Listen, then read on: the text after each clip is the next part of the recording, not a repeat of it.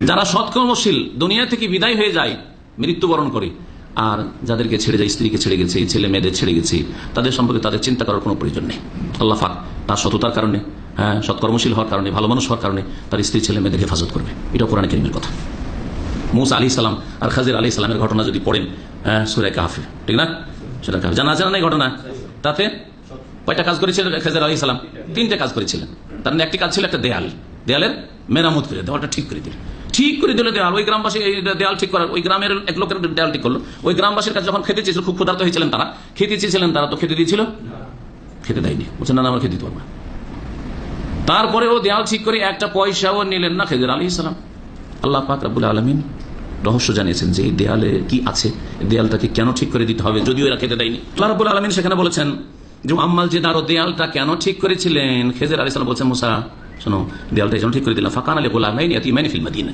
দেয়ালটা ছিল এই শহরের 2 এতিম ছিলেন। এতিম কোন ছেলেকে বলা হয়? যার বাবা মারা গেছে। যথেষ্ট সংজ্ঞা, ঠিক আছে? নাবালক অবস্থায়, ছেলে মেয়েরা নাবালক রয়েছে, ওই অবস্থায় যদি বাবা মারা যায়। জি, বাবা মারা যায়। আমাদের দেশে আবার এতিম, আমাদের আঞ্চলিক ভাষায় এতিম, মা মরলে এতিম না, ভুল কথা এটা। মা মারা গেলে এতিম হয় না। হ্যাঁ, অবশ্যই অনেকটা ঘাটতি হয়, কিন্তু সেটা বা এমন ঘাটতি হয় যে ঘাটতি বাপ পূরণ করে দিতে পারবে না। কিন্তু বাপের উপর যেহেতু রুজি রোজগার আল্লাহ ফরজ করেছেন, বাপ মারা গেলে রুজি রোজগার রাস্তাটা বন্ধ হয়ে আসে, যার ফলে এমন নাবালক ছেলে, নাবালক সাবালক যদি হয়ে যার বাবা মারা, তো সকলের বাবা মারা যেত। এতিম নাকি? আপনাদের অনেকের বাবা মারা গেছে, এতিম নাকি আপনি? সাবালক মানুষ এতিম হয় না। জি, নবী কারীম সাল্লাল্লাহু আলাইহি ওয়াসাল্লাম হাদিস রয়েছে, লা ইউতমা বাদা হুলমিন। সাবালক হওয়ার পরে ইতিম হয় না কেউ। সাবালক হওয়ার পরে যদি বাবা মারা যায় তো কি এতিম হয়? এই এতিম মানে নাবালক ছেলেরা ছিল, 2 ছেলে। আল্লাহ পাক রব্বুল আলামিন বলছেন যে ওয়াকানা তাহতাহু কানজুন লাহুমা। আর ওই দেয়ালের নিচে স্বর্ণ চাঁদি পোতা ছিল, বাপ রেখে গেছে। বাপ রেখেছে, এই ছেলেগুলো জানে না, খবর রাখে না।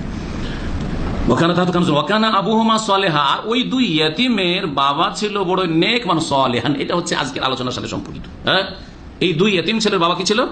সৎ লোক ছিল, নেক লোক ছিল। ফারাদা রাব্বুকা আইয়াস্তাখরিজা আইয়াবলুগা আশুদ্দাহুমা ওয়া ইয়াস্তাখরিজা কানজাহুমা রাহমাতাম মির রাব্বিক। আল্লাহ চাইলেন যে একে দিয়ে, এই খেজেরকে দিয়ে দেয়ালটা ঠিক করে দিই, না হলে বাঁকা হয়ে গেছে, পড়ে গেলে বেরিয়ে যাবে সেই ধন সম্পদগুলি যেগুলি এখানে পোতা আছে, গ্রামবাসী লুটপাট করে নেবে, আর এই এতিম ছেলে বঞ্চিত হয়ে যাবে। এরা বড় হবে, বড় হওয়ার পরে ওদের হকেই লাগবে। হ্যাঁ, ওর বাবার ধন সম্পদ ওরাই পাবে।